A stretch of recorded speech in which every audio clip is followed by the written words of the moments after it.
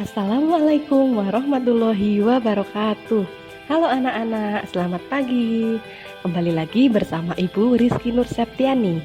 Hari ini kita akan belajar mengenai tumbuhan dan cara perkembangbiakannya. Selamat belajar. Anak-anak, perkembangbiakan pada tumbuhan terbagi menjadi dua.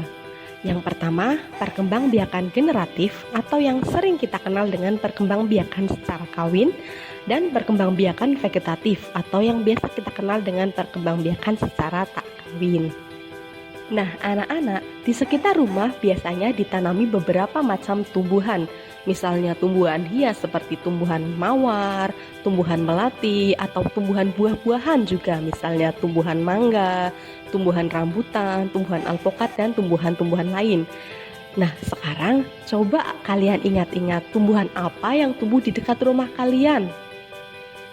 Apakah kalian tahu tumbuhan-tumbuhan tersebut berkembang biak dengan cara apa? Oke anak-anak, sekarang kita masuk ke materi inti pembahasan kita hari ini, yaitu perkembangbiakan tumbuhan secara vegetatif. Perkembangbiakan vegetatif dibagi menjadi dua, yaitu vegetatif alami dan vegetatif buatan. Pada vegetatif alami, tanaman dapat berkembang biak sendiri tanpa bantuan manusia. Namun, pada perkembangbiakan secara vegetatif buatan, tanaman berkembang biak dengan bantuan manusia. Perkembangbiakan secara vegetatif alami terdiri dari umbi akar, umbi batang, umbi lapis, tunas, spora, geragi, akar tinggal, dan tunas adventif. Oke, yang pertama kita akan membahas tentang umbi akar, yaitu perkembangbiakan jenis tanaman melalui tunas yang tumbuh dari bekas batangnya. Contoh tumbuhan yang berkembang biak dengan cara umbi akar adalah tumbuhan wortel.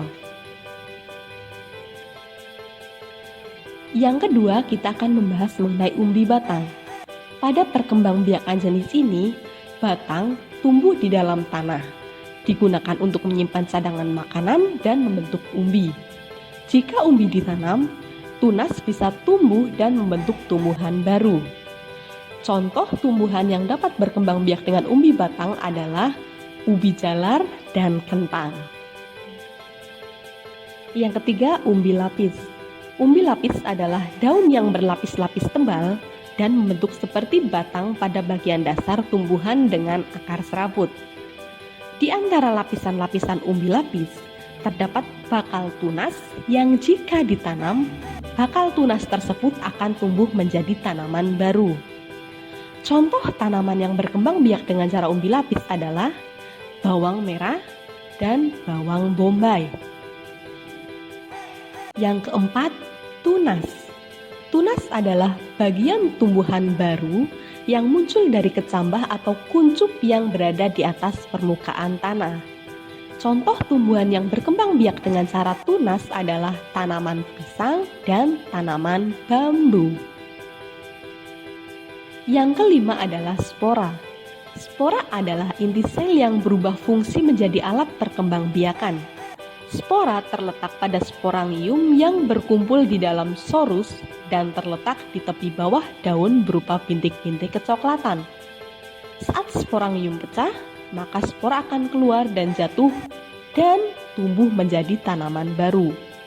Contoh tumbuhan yang berkembang biak dengan cara spora adalah tumbuhan pakis serta tumbuhan lumut. Yang keenam ada tunas adventif. Tunas adventif adalah tunas liar yang tumbuh di luar bagian batang. Biasanya tumbuh di tepi daun. Contoh tumbuhan yang berkembang biak dengan cara tunas adventif adalah tumbuhan cocor bebek. Perkembangbiakan dengan cara vegetatif alami yang ketujuh ada akar tinggal. Akar tinggal ini biasanya disebut rimpang. Berarti perkembangbiakan tumbuhan yang tumbuh dan menyebar di bawah permukaan tanah. Rimpang menghasilkan akar atau tunas baru yang tumbuh menjadi tanaman.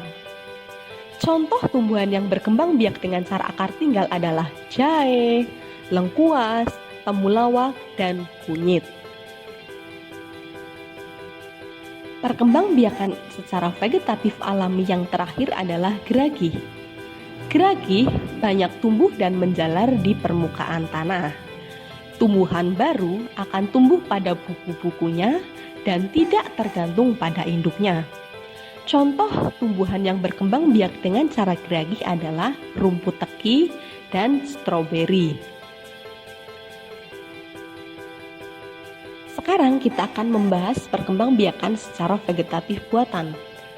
Perkembangbiakan secara vegetatif buatan terbagi menjadi 4. Yang pertama mencangkok, yang kedua stek, yang ketiga okulasi, dan yang keempat adalah menyambung. Perkembangbiakan dengan cara vegetatif buatan yang pertama adalah mencangkok. Mencangkok dilakukan pada tumbuhan berkayu yang berkambium. Contoh tumbuhan yang dapat kita cangkok adalah pohon mangga, pohon rambutan, pohon sawo, serta pohon jambu. Nah, kemudian bagaimana cara mencangkok? Dapat kalian lihat pada gambar berikut ini.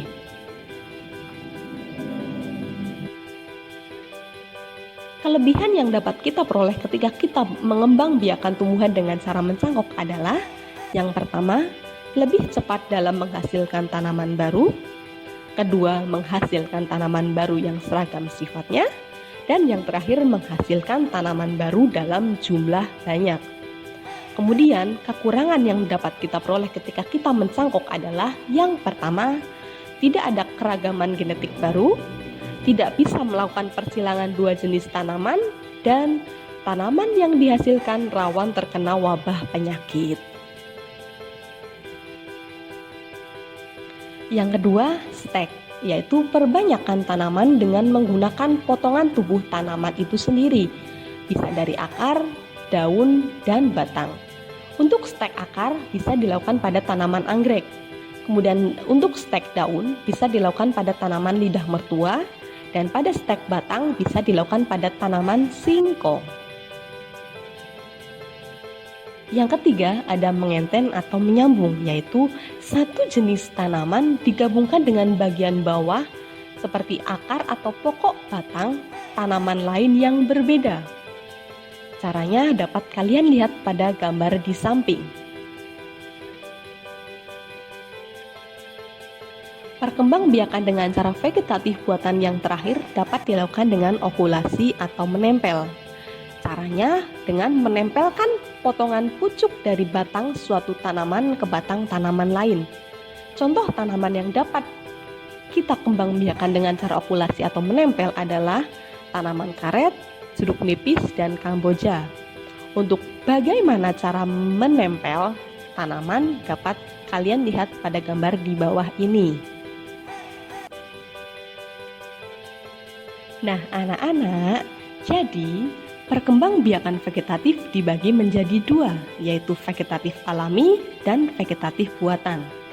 Vegetatif alami meliputi umbi akar, umbi batang, tunas, spora, geragi, akar tinggal, dan tunas adventif. Sedangkan vegetatif buatan meliputi mencangkok, stek, menyambung, dan okulasi. Oke anak-anak, sekian untuk pembelajaran kali ini tentang perkembangbiakan vegetatif pada tumbuhan. Jangan lupa untuk terus belajar ya. Sampai jumpa di lain kesempatan. Terima kasih. Wassalamualaikum warahmatullahi wabarakatuh. Semangat belajar ya.